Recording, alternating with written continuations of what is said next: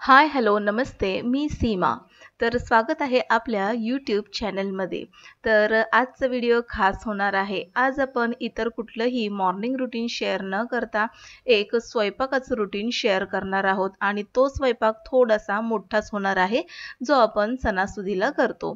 तर इथे मी खपली गहू घेतलेले आहेत, ज्याला जोड गहू देखील म्हणतात. रात्रभर भिजत ठेवले होते म्हणजे सकाळपर्यंत छान भिजतात आणि त्यामध्ये पाव वाटी मी स्वच्छ धुवून घेतलेला इंद्रायणी तांदूळ घातलेला आहे. थोडंसं मीठ घातलेलं आहे, पाणी घातलेलं आहे आणि आता याला झाकण लावून जवळपास 4 शिट्या मी करून घेणार आहे. बाजूलाच मी मटर भिजत ठेवले होते वाटाणे. तर ते देखील रात्रीच भिजत घातले होते. मस्त असे भिजून तयार झालेले आहेत. आता माझ्याकडे ओले वाटाणे नव्हते, ओले मटार. त्यामुळे मी रात्रीच जे कडधान्यातले वाटाणे आहेत ते भिजत ठेवले होते. आता याला देखील मी 2 शिट्ट्यांमध्ये शिजवून घेणार आहे. तर मऊ असे शिजून तयार होतील. तर आजचा माझा स्वयंपाकाचा बेत आहे खपली गव्हाची खीर, मटर पनीर बनवणार आहे आणि त्यासोबतच इथे मी बनवणार आहे बटर नान. तर बटर नान बनवण्यासाठी एका बाउलमध्ये मी घट्ट असं 2 चमचे दही घेतलेलं आहे आणि आता या दह्यामध्ये आपल्याला थोडंसं मीठ घालून घ्यायचं. त्याआधी आपल्याला हे जे दही आहे ना व्यवस्थित फेटून घ्यायचंय.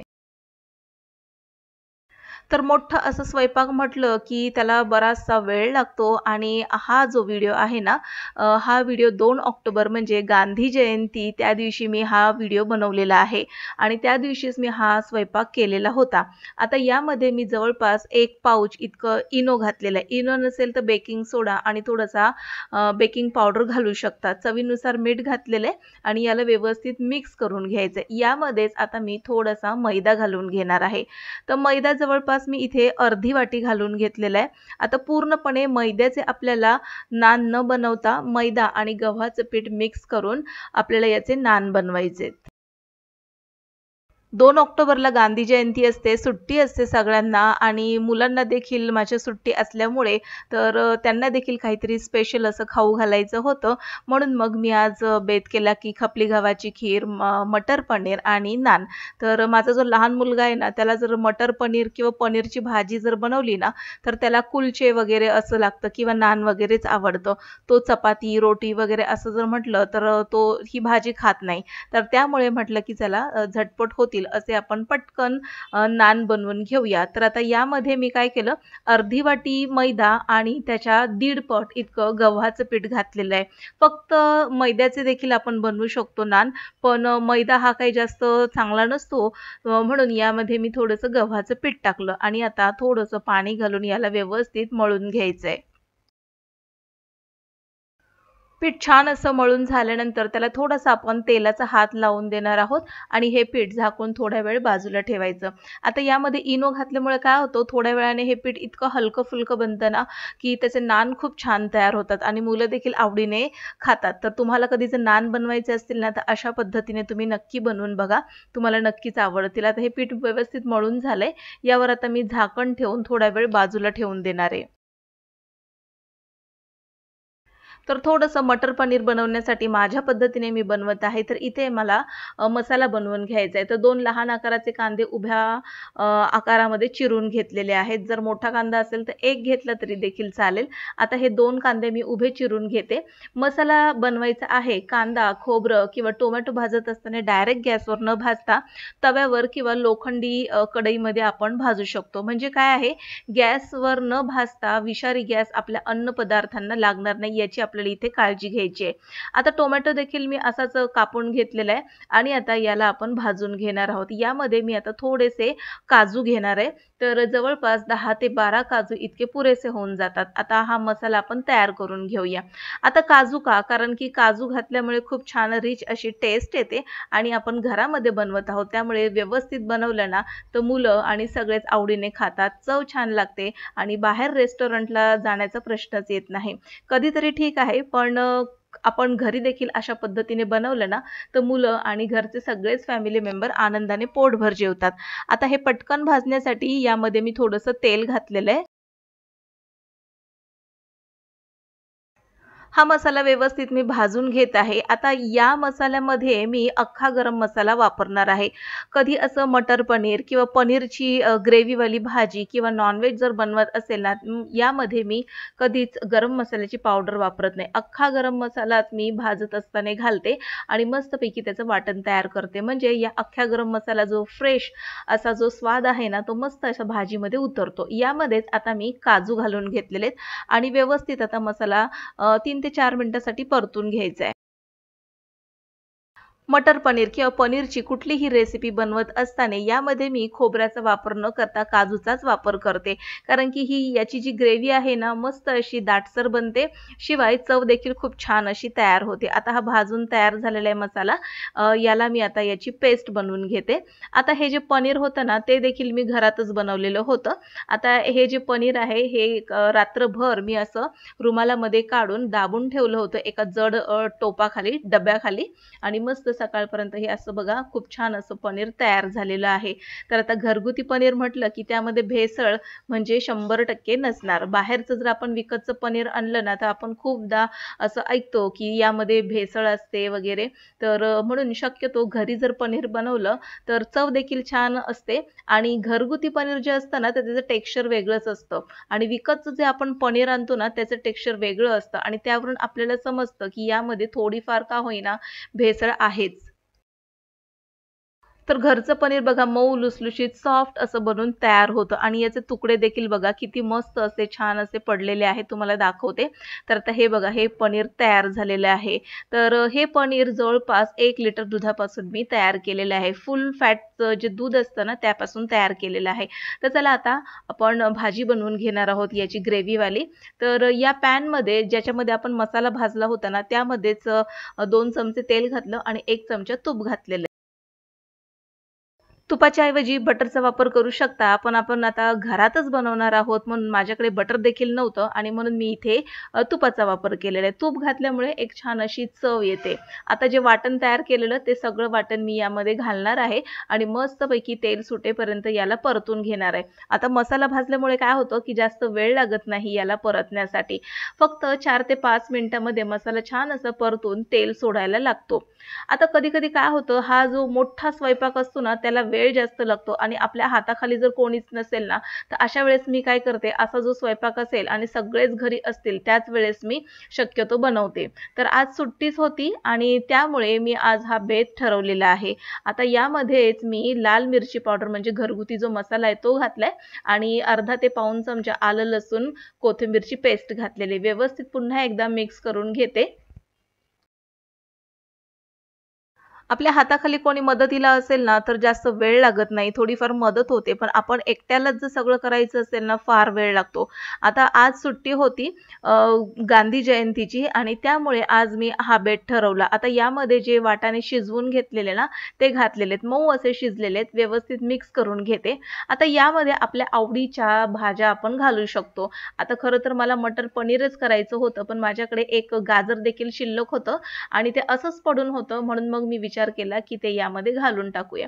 तर याचे देखील बारीक तुकडे केलेले आहेत आणि याला यामध्ये घालून घेतलेलं आहे। आता व्यवस्थित मिक्स करून घेऊया याला। मसाल्यामध्ये 2 ते 3 मिनिटांसाठी हे गाजर, वाटाणे व्यवस्थित परतून घेतलेले आहेत। आता यामध्ये जे मसाल्याचं पाणी होतं ना, ते सगळं घालून घेतलेलं आहे। आता आपल्याला तिखट किती कमी जास्त हवंय त्यानुसार आपल्याला घालायचं। तर जवळपास मी 1.5 चमचा घरगुती तिखट घातलं होतं। मसाल्याचं पाणी घालून दिलेलं आहे आणि यामध्ये चवीनुसार मीठ घातलेलं आहे। आता यामध्ये मी कसुरी मेथी घातलेली आहे। एक सगळ्यात महत्त्वाची टिप ज्यावेळेस आपण मटर पनीर किंवा पनीरची रेसिपी ज्यावेळेस बनवतो ना, तर मसाला अशा पद्धतीने बनवला तर तुम्हाला एकदम मस्त अशी रेस्टॉरंट स्टाईल किंवा ढाबा स्टाईल अशी चव मिळेल तुम्हाला। दुसरी गोष्ट तुम्ही यामध्ये कसुरी मेथीचा आवर्जून वापर करा। खूप छान अशी चव येते कसुरी मेथी घातल्यामुळे। आता यामध्ये जे मी तुकडे करून ठेवलेले पनीरचे ते सगळेच घालून घेतलेले आहेत आणि आता याला आपण झाकण ठेवून मस्तपैकी मंद आचेवरती शिजवून शिजू देणार आहोत, कारण की गाजर यामध्ये कच्चं आहे आणि आता याला शिजण्यासाठी वेळ लागणार आहे. मटर पनीर बनवत असताना मी शक्यतो पनीर जे आहे ना ते परतून घेत नाही तेलामध्ये, असंच मी घालून देते आणि ग्रेव्हीमध्ये शिजू देते. तोपर्यंत दुसऱ्या गॅसवर मी जी खपली गव्हाची जी खीर ठेवलेली, तर 4 शिट्या झाल्या होत्या मगाशीच आणि कुकर बऱ्यापैकी थंड झाला. आता बघा यातलं सगळं पाणी आटलेलं आहे. त्यामुळे यामध्ये आता आपल्याला थोडंसं पाणी घालणं गरजेचं आहे. आता हे व्यवस्थित आपण मिक्स करून घेणार आहोत. आता खपली गव्हाची खीर बऱ्याच ठिकाणी बनवली जाते, ज्याला जोड गहू देखील म्हटले जातात आणि आमच्या कोल्हापूर साईडला ना तर खपली गव्हाची खीर सांगली, कोल्हापूर साईडला, सातारा साईडला तर बनवलीच जाते. बऱ्याच ठिकाणी देखील बनवली जाते. तर कोण-कोणाला ही खपली गव्हाची खीर माहिती आहे, त्यांनी कमेंट बॉक्समध्ये नक्की लिहून कळवा आणि तुम्ही कुठून बघत आहात ते देखील आम्हाला कळवा. आता हे पाणी घालून व्यवस्थित मिक्स केल्यानंतर जवळपास अर्धा वाटी होईल इतका मी ओला नारळ बारीक करून घेतला होता मिक्सरमध्ये आणि त्याला देखील यामध्ये घालून घेतलेलं आहे. आता ही खपली गव्हाची खीर भरपूर अशी पौष्टिक असते. यामध्ये आपण साखरेचा वापर करणार नाही आहोत. पौष्टिक आहे, त्याचे गुणधर्म वाढवण्यासाठी आपण यामध्ये आता बारीक चिरलेला जो गूळ आहे तो घालून घेणार आहोत. गुळामध्ये भरपूर प्रमाणामध्ये लोह असतं आणि त्या गूळ घातल्यामुळे ही खिरीची जी पौष्टिकता आहे ना ती वाढते जरा. आता ही खपली गव्हाची खीर सगळेच लहानापासून मोठ्यापर्यंत खाऊ शकतात. शक्यतो कोल्हापूरला ना गणपतीच्या वेळेस अशा प्रकारच्या जी खीर आहे खपली गव्हाची ती बनवली जाते. आता हे व्यवस्थित मी मिक्स करून घेतलेलं आहे. गूळ व्यवस्थित आता यामध्ये मिक्स झालेला आहे. तोपर्यंत आपण जी भाजी ठेवलेली बाजूला तर ती आपण बघून घेणार आहोत. तर आता बऱ्यापैकी उकळी फुटलेली आहे. मंद आचेवरती याला मी जवळपास 5 ते 6 मिनिटासाठी ठेवलं होतं आणि बऱ्यापैकी गाजर देखील यातलं शिजलं असेल. आता यामध्ये मी बारीक चिरलेली कोथिंबीर घालून घेतलेली आहे आणि व्यवस्थित मिक्स करून घेणार आहोत. अख्खा गरम मसाला वापरलाय, त्यामुळे याचा घमघमाट पूर्ण घरभर पसरलेला आहे. तर एकदा अशा पद्धतीने मटर पनीर नक्की करून बघा आणि मला कमेंट बॉक्समध्ये नक्की लिहून कळवा, की अख्खा गरम मसाला घातल्यामुळे या ज्या ग्रेव्ही आहेत त्यामध्ये काय फरक पडला आणि चवीमध्ये देखील. काजूचा वापर केल्यामुळे देखील खूप छान अशी रिच चव येते याला. आता हे व्यवस्थित मिक्स झालेलं आहे आणि आता हे जसं थंड होईल ना, तर काजू घातल्यामुळे याचा थिकनेस वाढत जातो. आता ही खीर देखील तयार झालेली आहे आणि तुपामध्ये मी ड्रायफ्रूट जे बारीक करून घेतले होते ना, तर ते देखील व्यवस्थित परतून आता या खिरीमध्ये घातलेले आहेत. तर शक्यतो ड्रायफ्रूट मी एकदम बारीक केलेले आहेत, कारण की थोडेसे मोठे तुकडे ठेवले ना, तर लहान मुलं काय करतात, ते तुकडे बाजूला काढून ठेवतात. म्हणून मी जरा बारीकच हे परतून घातलेले आहेत. व्यवस्थित मिक्स करून घेतलेले आणि सगळ्यात शेवटी यामध्ये मी 5 ते 6 वेलची बारीक करून घेतली होती, तर त्याची पावडर घातलेली आहे. कूट घातलेले वेलचीचं आणि ते व्यवस्थित मिक्स करून घेतलेलं आहे. आता ही खीर तयार झालेली आहे आणि याची कन्सिस्टन्सी बऱ्यापैकी मी पातळच ठेवलेली आहे. कारण की ही खीर पुन्हा जशी थंड होईल तशी ही घट्ट होत जाते. आता खीर तयार झालेली आहे. इथे मी गॅस बंद केलेला आहे. तर अशा पद्धतीची ही खीर बनवली जाते खपली गव्हाची. आता झालेलं आहे मटर पनीर बनवलेलं आहे, खीर झालेली आहे आणि सगळ्यात शेवटी बाकी आहे ते म्हणजे नान बनवायचं बाकी आहे. तर इथे पीठ देखील जवळपास 10 ते 15 मिनिटं व्यवस्थित मुरून तयार झालेले. याचे आता मी नान बनवून घेते. एक पिठाचा गोळा घेतलाय, पिठामध्ये घोळवून घेतलाय आणि त्याला आता लाटून घेणार आहे. तर आता गव्हाचं पीठ घातलंय त्यामुळे इथे मी नान बऱ्यापैकी जसं आपण चपाती लाटतो ना त्याच पद्धतीने बनवून घेणार आहे. यावरती मी काळे तीळ लावून घेतलेले आहेत आणि थोडीशी बारीक चिरलेली कोथिंबीर लावून आपल्याला हे व्यवस्थित नान लाटून घ्यायचं आहे. आता काळ्या तिळामध्ये आणि सफेद तिळामध्ये भरपूर प्रमाणामध्ये कॅल्शियम असतं आणि नक्की तीळ वगैरे किंवा जे तुम्ही वाटण वगैरे करता ना तर त्यामध्ये तिळाचा वापर जर केला तर कॅल्शियमची जी कमतरता असेल ना तर ती यातून भरून निघते. आता कोथिंबीर लावून घेतलेली आहे आणि व्यवस्थित आता पुन्हा एकदा याला वरतून लाटून घेते, म्हणजे कोथिंबीर व्यवस्थित या नानला चिकटली जाईल. बाजू पलटून घेतलेली याची आणि आता चमच्याने मी थोडंसं पाणी लावून घेते त्याच्या दुसऱ्या बाजूला आणि आता व्यवस्थित पाणी लावल्यामुळे काय होईल, गरम तव्यावरती ज्यावेळेस आपण हा नान घालू ना तर त्यावेळेस हा नान व्यवस्थित तव्याला चिकटला जातो. पाणी व्यवस्थित लावून घ्यायचंय, चारही बाजूला कुठेही शिल्लक नाही राहिलं पाहिजे अशा पद्धतीने पाणी लावायचंय. आता तवा देखील गरम झाला होता, यावर मी आता नान घालून घेतलाय गॅस आता थोडासा मी वाढवलेला आहे, मध्यम ठेवलेला आहे आणि आता हा नान बघा लगेचच असा फुगा आल्यासारखा झालेला आहे, म्हणजे खालून व्यवस्थित शेकत चाललेला आहे आणि पाणी लावल्यामुळे ना मस्त असा हा नान तव्याला चिकटला जातो. आता दुसरी सगळ्यात महत्त्वाची टिप, जर तुम्ही नान बनवत असाल ना तर हँडल असलेला तवा याचा वापर करा. कारण की जर हँडल नसेल तव्याला आणि जर तुम्ही पकडने जर असं उलटून ह्याला शेकायचा प्रयत्न केला ना, ते थोडंसं रिस्की असतं. तर आता बघा व्यवस्थित नान भाजून झालेला आहे आणि अशाच पद्धतीचा नान आपल्याला बाहेर देखील ढाब्यावर किंवा रेस्टॉरंटमध्ये मिळतो. तर आता लहान मुलांना माहिती नाही, म्हणजे माझ्या मुलाला या नानचं खूप वेड आहे आणि पनीर बरोबर त्याला फार आवडतं. तर मी अशा पद्धतीचा झटपट नान मी त्याला बनवून देते. कधी-कधी तर मी मैदा देखील घालत नाही, फक्त गव्हाचं पीठ, साधंच चपातीचं जे पीठ असतं ना ते मळते आणि त्याला तीळ आणि कोथिंबीर लावून अशा पद्धतीने त्याला भाजून देते. आवडीने खातो नान समजून तो. तर आता यावरती मी बटर लावून घेतलेलं आहे, कारण की बटर नान त्याला खायचा होता. तर आता अशा पद्धतीने मी हा बटर नान तयार करून घेतलेला आहे. कसा झाला मला कमेंटमध्ये नक्की कळवा. तर सध्या तरी 4 तयार झालेले आहेत, बाकीचे मी तयार करून घेते आणि आता ही लहान मुलाला ताट बनवून घेतलेले. तर हे आहे आजचं जेवण आणि आता जेवण बनवून झाल्यानंतर किचनचा पसारा बघा पूर्णपणे बदललेला आहे. किचनमध्ये भांडी देखील तितकीच पडलेली आहेत घासण्यासाठी.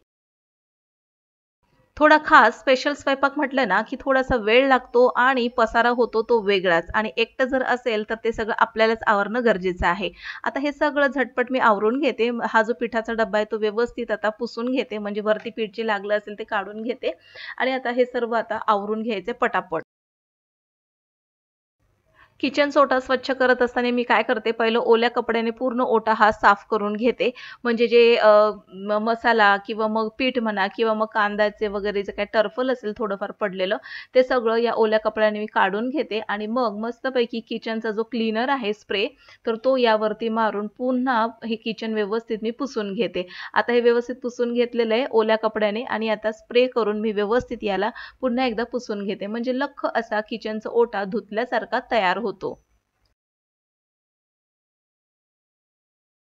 भरपूर वेळ झालाय, जवळपास 1:30 वाजत आलेला आहे आणि आता स्वयंपाक झालेला आहे माझा. आता किचन ओटा साफ केल्यानंतर लगेचच ही जी भांडी पडलेली आहे ना सिंकमध्ये, ते देखील लगेचच आपल्याला घासून घ्यायचे आहेत. म्हणजे पटकन असं किचन आणि ओटा साफ स्वच्छ दिसेल. पुन्हा आपण किचनमध्ये जेव्हा येऊ ना, तर त्या किचनच्या भांड्यामधला जो पसारा आहे सिंकमधला, त्याला बघून आपल्याला कंटाळा येणार नाही. साफ स्वच्छ किचन असलं, की मस्त आपल्याला देखील प्रसन्न वाटतं. आता हा जो कचरा होता नारळाचा, कांद्याचा, तर तो एका बाउलमध्ये मी काढून घेतलेला आणि सिंकच्याच खाली मी एक डस्टबिन ठेवलेला आहे. तर त्यामध्ये मी लगेचच हा कचरा घालून देते, टाकून देते आणि आता हे भांडे मी आता स्वच्छ घासून ठेवणार आहे. आणखीन एक महत्त्वाची टिप म्हणजे मला वाटते, तर ज्यांना कोणाला वाटत असेल तर त्यांनी नक्की या टिपचा वापर करावा. तर बऱ्याचदा काय होतं, भांड्यांचा ढिगारा पडलेला असतो, आपल्याला भांडे घासायचा कंटाळा येतो आणि अशा वेळेस जो आपण डिशवॉश बार जो घेतलेला असतो, म्हणजे भांडे घासायचा जो साबण घेतलेला असतो ना, तर त्याऐवजी जे आपलं लिक्विड असतं ना, भांड्यांचं जे लिक्विड असतं डिशवॉश लिक्विड, तर ते लिक्विडचा जर वापर केला ना, भांडी पटकन स्वच्छ घासली जातात आणि पटकन स्वच्छ देखील निघतात. जास्त वेळ लागत नाही. भांडे घासून झालेली आहेत मी आणि आता हे पाणी एक्स्ट्राचं काढून देते. तर असा होता आजचा माझा दिवस आणि भरपूर असा वेळ गेला आणि या दिवसामध्ये सकाळपासून माझी एकही कामं रखडलेली नाहीयेत. सगळी कामं मी झाड लोटपासून लादी वगैरे पुसून घेतली आणि हा स्वयंपाक देखील तयार केलाय. तर आजचा स्वयंपाक कसा वाटला हे मला कमेंट बॉक्समध्ये नक्की लिहून कळवा. आता हे जे कांदे आणून ठेवलेले ना काल काल म्हणजे 2 दिवसापासून पडलेले आहेत ह्याच बॅगमध्ये, तर त्याला देखील मी ट्रॉलीमध्ये लावून टाकते. कांदे ज्यावेळेस आपण ट्रॉलीमध्ये ठेवतो ना, ट्रॉलीमध्ये पेपर ठेवायचा आणि कांद्याचं जे एक्स्ट्राचं जे साल वर निघालेलं असतं ते काढूनच हे कांदे ट्रॉलीमध्ये ठेवायचे. म्हणजे भरपूर दिवस कांदा टिकतो, खराब होत नाही. तर आजचा असा दिवस होता. हा होता माझा साधासा व्लॉग. तर तुम्हाला कसा वाटला हे मला कमेंट बॉक्समध्ये नक्की लिहून कळवा. पुन्हा भेटूया नवीन एका इंटरेस्टिंग व्लॉग सहित. तोपर्यंत बाय बाय.